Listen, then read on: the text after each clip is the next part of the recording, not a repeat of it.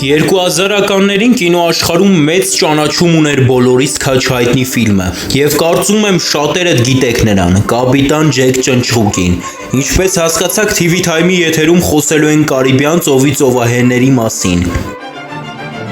Կներկայացնեմ որոշ փաստեր, որոնք դուք հաստատ չեք լսել, բայց մինչև տեսանյութին անցնելը կխնդրեմ ձեզ բաժանորդագրվեք էջին, հավանեք տեսանյութը եւ մեկնաբանություններում գրեք ձեր կարծիքները։ Հարմար տեղավորվեք, իսկ հիմա գնացինք։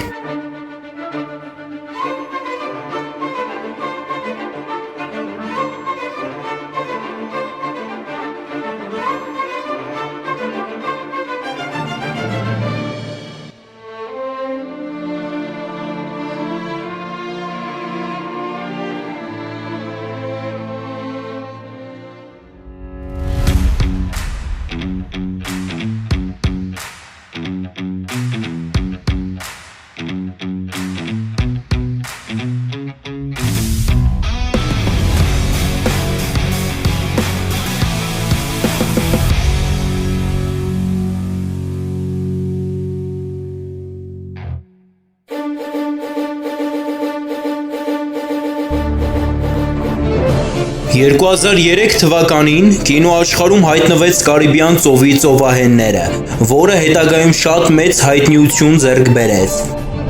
Ֆիլմը ընդհանուր առմամբ ունեցավ 5 մաս, եւ ամեն մեկը նախորդին չէր զիջում թե որակապես, թե սյուժեով եւ այլն։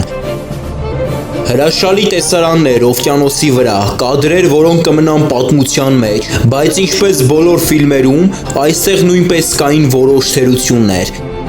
Ջոնի Դեփի մարմնավորած կերպարը շատ համահունչ էր ֆիլմին, չնայած եղան որոշ քննադատություններ։ Մարդկանց մեծամասնությունը ասում էր, որ Ջոնը մարմնավորել է համասեռամոլի։ Մյուս մասը ասացին, որ դա հարբեցողի է նման։ Իհարկե այս քննադատությունները չխանգարեցին եւ չազդեցին ֆիլմի հեղինակության վրա։ Ֆիլմը արտադրվել է Դիսնեյի կողմից, ռեժիսորը Գոր Վերբինսկին էր։ Ֆիլմը էքշն, կատակերգական եւ արկածային ժանրի էր։ Առաջին ֆիլմը Կարիբյան ծովի ծովահենները Սև Մարգարիտի անեծքը, որի պրեմիերան կայացավ 2003 թվականին։ Ֆիլմի ֆանտաստիկ հաջողությունով էր պայմանավորված, որ Դիսնեյը որոշեց նկարահանել երկրորդ ֆիլմը։ Երկրորդ մասի նկարահանումները ավարտվեցին 2006 թվականի մարտի 1-ին։ Ֆիլմը ստացավ Կարիբյան ծովի ծովահենները Մեռյալի սնդուկ անվանումը, եւ այն ամբողջ աշխարհում բերեց $1 միլիոն շահույթ։ Այս ցուցանիշով ֆիլմը 2006 թվականին ամենաշահույթաբեր ֆիլմերի ցանկում զբաղեցրեց 3-րդ տեղը։ Երրորդ ֆիլմի Կարիբյան ծովի ծովահենները աշխարհի ծայրին նկարահանումները ավարտվեցին 2007 թվականի հունվարի 10-ին, որի շահույթը կրկնապատկեց նախկին ֆիլմերի եկամուտը, հավաքելով արդեն $2 միլիարդ։ 2008 թվականին Ջոնի Դեփը երկարացրեց ֆիլմաշարում նկարահանումները շարունակելու համար պայմանագիրը, եւ 2010 թվականի հունիսի 15-ին Հավայան կղզիներում սկսեցին 4-րդ Կարիբյան ծովի ծովահենները օտար ափերին ֆիլմի նկարահանումները, եւ այն ավարտվեց նույն թվականի նոյեմբերին։ Ֆիլմի պրեմիերան կայացավ 2011 թվականի մայիսին, նաեւ հաստատվեց եւս 2 ֆիլմ նկարահանելու որոշումը։ Կարիբյան ծովի ծովահենները բոլոր ֆիլմերից առանձնանում էր իր հրաշալի երաժշտությամբ, մինչև այսօր էլ մարդիկ սիրում եւ հիշում են այն, եւ կմնա կինոաշխարհում ամենահայտնի երգերից մեկը։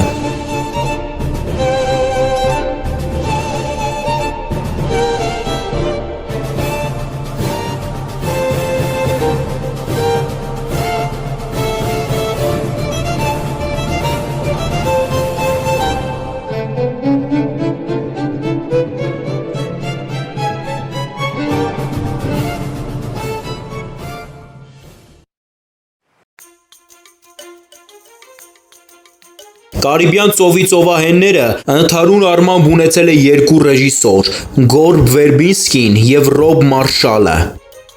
Վերբինսկին նկարահանել է առաջին, երկրորդ եւ երրորդ ֆիլմը, իսկ Մարշալը 4-րդը։ Կարիբյան ծովի ծովահենները միակ ֆիլմն էր, որը կարող էր մրցել Հարի Փոթերի հետ։ Իսկ հիմա ձեզ կներկայացնեմ որոշ տարօրինակ եւ զարմանալի փաստեր Կարիբյան ծովի ծովահենների մասին, որոնք դուք հաստատ չեք լսել։ Ֆիլմի ստեղծման համար ոգեշնչման աղբյուր է հանդիսացել Դիսնեյլենդի համանուն ջրային ատրակցիոնը։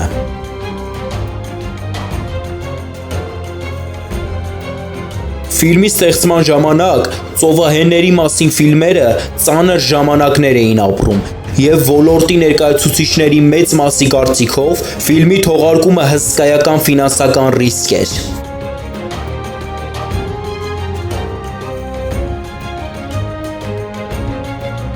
Ֆիլմի ստեղծողները Ջեք Ճնճղուկի դերում ի սկզբանե պատկերացնում էին Մեյթու ՄաքՔոնահիին, Ռոբերտ Դե Նիրոին եւ նույնիսկ Ջիմ Քերին։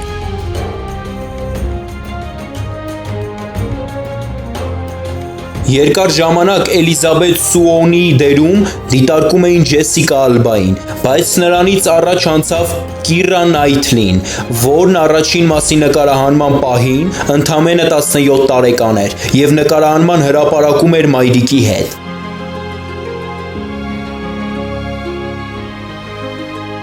Ուիլ Թերների դերին հավակնում էր Հիթ Լեջերը, սակայն այն բաժին հասավ Օրլանդո Բլումին, որն այն ժամանակ մատանիների տիրակալը ֆիլմի աստղն էր։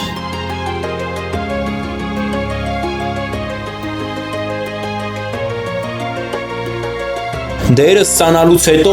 Դեփն անմիջապես սկսեց իր խենթոտ առաջարկներն անել, փոխելու ծովահենի կերպարը, որին համարում էր ձանձրալի։ Դերասանը ցանկանում էր, որ իր կերպարը քիչ չունենա, եւ առաջարկում էր իր կերպարին օժտել տարօրինակ գծերով, օրինակ վաղ պղպեղից եւ ցրտից։ Այս առաջարկները ստուդիան իհարկե մերժեց։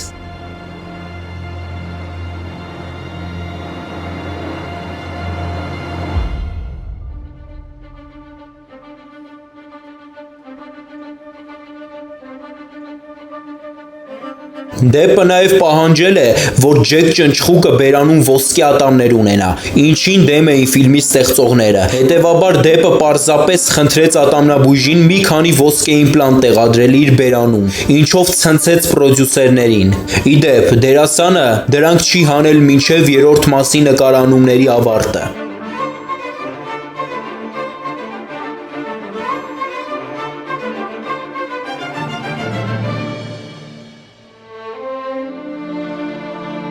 Ջեք Ճնճղուկի կերպարը պատճենվել է դեպի ընկերներից մեկի, The Rolling Stones-ի գիտարահար Քիթ Ռիչարդսից։ Կերպարն այնքան հաջող էր ստացվել, որ ֆիլմաշարի երրորդ մասում Ռիչարդն անձամբ դարձել է Ջոնիի էկրանային հայրը։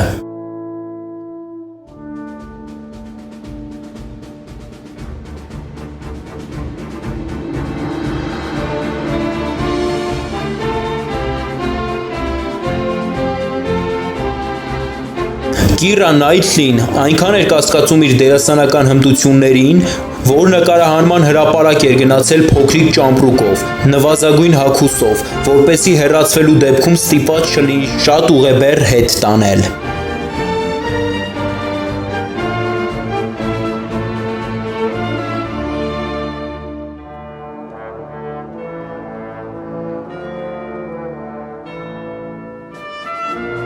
Ջեֆրի Ռաշը, որը մարմնավորում էր Բարբոսային, առաջ քաշեց այն տեսությունը, որը հեռուստադիտողները ֆիլմը դիտում էին այնպես, ինչպես գիրք էին կարդում, այսինքն ձախից աջ։ Այդ պատճառով նա միշտ փորձում էր մնալ Կիրա Նայթլիի ձախ կողմում։ Նա չափազանց գեղեցիկ էր համարում Կիրային եւ վախենում էր, որ դիտողը չի նկատի իրեն դերասանուհու գեղեցկության պատճառով։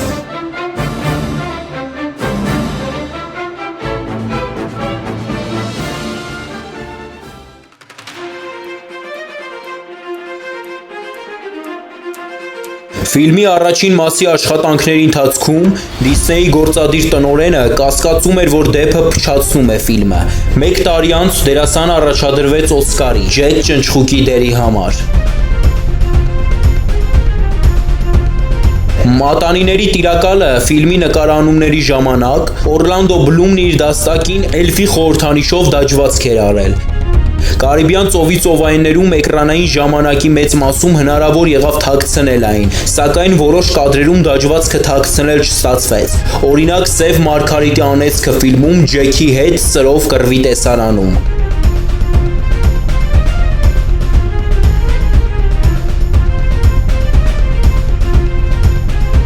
Ֆիլմի առաջին մասի գլխապտույտ հաջողությունից հետո Դիսնեյլենդի հենց այդ ատրակցիոնի սյուժեին ավելացրին Ջեք Ճնճղուկին ու Բարբոսային։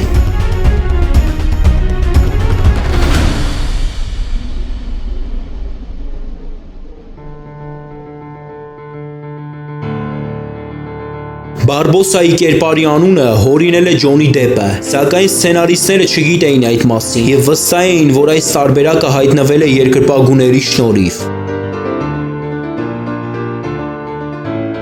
Ահա այսքանն էր մեր այսօրվա տեսանյութը։ Կխնդրեմ հավանեք տեսանյութը և բաժանորդագրվեք էջին և մեկնաբանություններում գրեք ձեր կարծիքը, արդյոք սիրում եք Կարիբյան ծովի ծովահենները։